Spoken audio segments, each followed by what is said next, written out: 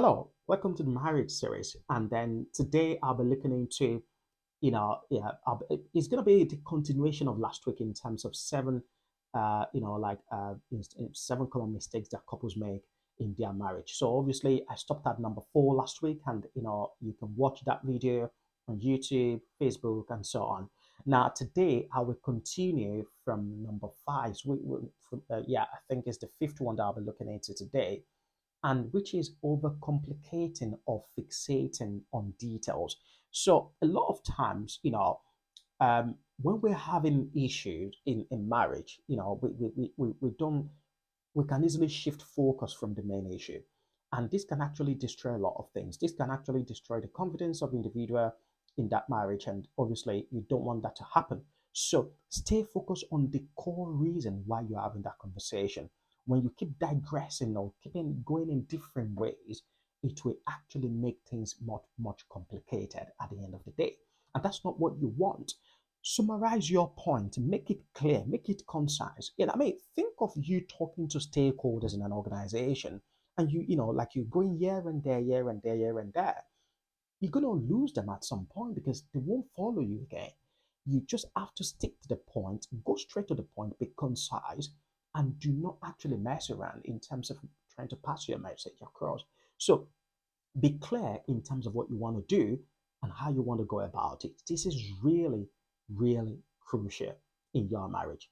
Now, the next thing obviously is assuming intentions without clarification. Do you know that some marriages have actually packed up simply because of this? Why? Because we assume things a lot. We feel like, hey, you know, sometimes wife can assume that can assume that the husband is cheating without asking questions. Husband can assume that wife is cheating without asking questions. If you have anything bothering you, rather than just assuming, ask questions, discuss it. See, there are things that you discuss that you'll be shocked at things that you actually find out yourself without assuming anything. When you discuss stuff in your marriage, it will also give you peace of mind as well. You can imagine the peace that comes with you having to discuss things like this in your marriage, not having to have that, that depression or sadness in you, feeling like, oh my God, I think my wife is doing something or my husband is doing something that is not right. But then again, when you have that conversation, it clears the air. It makes everyone happy. Everyone know where they are, where things are. Okay, yeah, I thought this. And obviously, assumption in marriage actually could actually destroy, in terms of maybe the trust that you have as well in your partner. So you feel like, okay, they are definitely doing something without even any sort of confirmation. So assumption could destroy the trust in your marriage without any confirmation. This is, like this, these are communication problems.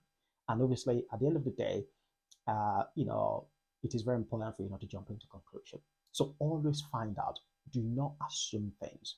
And generally speaking, I think a lot of couples do assume a lot in marriage without asking questions. Maybe the fear of asking questions or for some reasons. And all this still boils down to communication. Now, the seventh point, is neglecting non-verbal communication. Now, when you've lived together for quite a long time as couples, you will definitely know each other. You will know some of the body language of your wife or your husband. And this shouldn't even be a surprise because definitely this is really key. This is important. It is part of what is expected of you to kind of understand, some of the signals as well. Pay attention to body language in your marriage. Um, because when we neglect non-verbal communication, because there are clues in there. When you recognize that, it helps you to actually streamline a lot of things. It helps you kind of understand some of the communication pitfalls.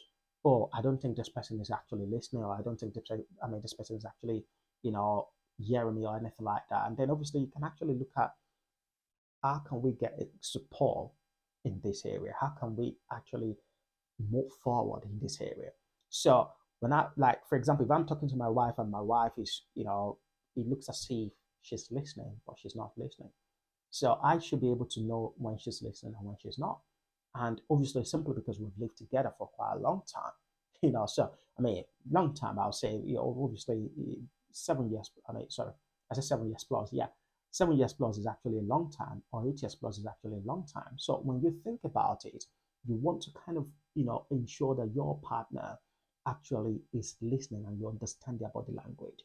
Even outside, when you go outside and your partner is kind of maybe not doing something or so, body language obviously will tell you the kind of communication, what they're trying to pass across, the message that they're trying to pass across as well, which is really, really important. So these are the seven communication pitfalls that I've looked at in the last 2 weeks, and then today obviously is the part two, which is the final part. You can address all these communication pitfalls. Everything is all these communication problems. Everything all boils down to two people willing to work together to bridge any sort of gap in their marriage. The boiling point is when one of the partner is not willing to have this conversation, they're not willing to listen, not willing to actually make the marriage work. And that's where the bottleneck comes in. And at this point, you have to kind of obviously think of, okay, who can I actually talk to that could actually talk to this person? Obviously, that maybe a counselor or someone that you trust that could actually talk to them in order to resolve issues. Remember, there will always be issues in marriage, whether minor, major, or medium, but there will always be issues. But how you actually address it really matters. Thank you so much for listening, and then I'll see you again next week.